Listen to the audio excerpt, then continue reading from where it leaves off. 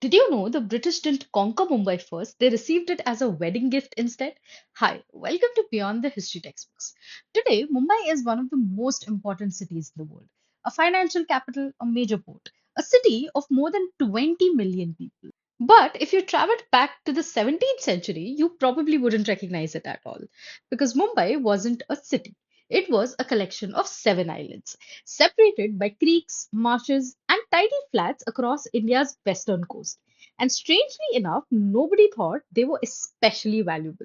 Not the people who controlled them, not the people who received them, and certainly not the people signing the agreement that would change their future forever. That agreement wasn't a military treaty. It wasn't the result of a battle. It was a marriage contract. In 1661, the Portuguese princess Catherine of Braganza married King Charles II of England. Like many royal marriages of the period, the alliance came with dowry, money, privileges, territories, and among them was Bombay, which meant a small group of islands off the coast of India suddenly passed from Portuguese control to the British crown. Today, that sounds like an extraordinary bargain. At that time, it did not, because the British were far more interested in places like Surat, which was already a thriving commercial center back then. Bombay was difficult to administer. Much of the land was marshy, the islands were fragmented, and the climate was challenging. And maintaining the territory was expensive. In fact, the British Crown became so frustrated with the costs that it eventually leased Bombay to the East India Company for a nominal annual rent, hardly the treatment you'd expect for a future global metropolis. But Bombay had one thing many places did not, a deep natural harbor. And as maritime trade expanded across the Arabian Sea, that harbor became increasingly valuable. The East India Company began investing in the islands. Defensive walls were built around what became known as the fort area, the administrative and commercial heart of colonial Bombay.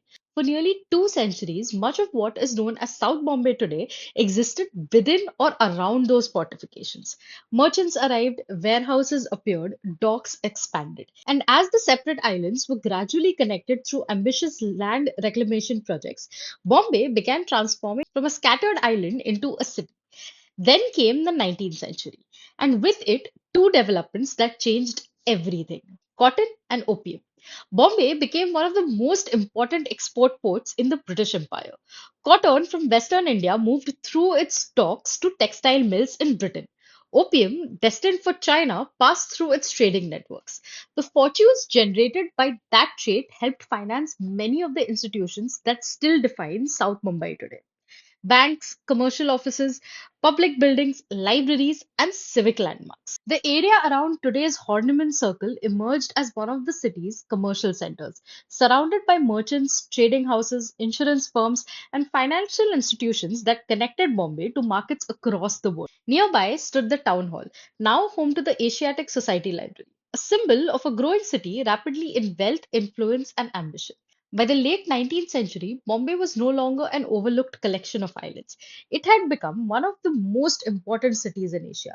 And the irony is hard to miss. A territory that neither the Portuguese nor the British initially considered particularly valuable eventually became the economic heart of India, which means modern Mumbai, its port, its business districts, its port area, the much of South Bombay we know today can trace part of its story back to a royal wedding signed more than 350 years ago.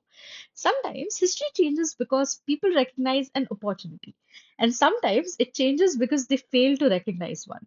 For more such history tidbits, follow us here at Quiet Curiosities, and I'll be back soon with another one.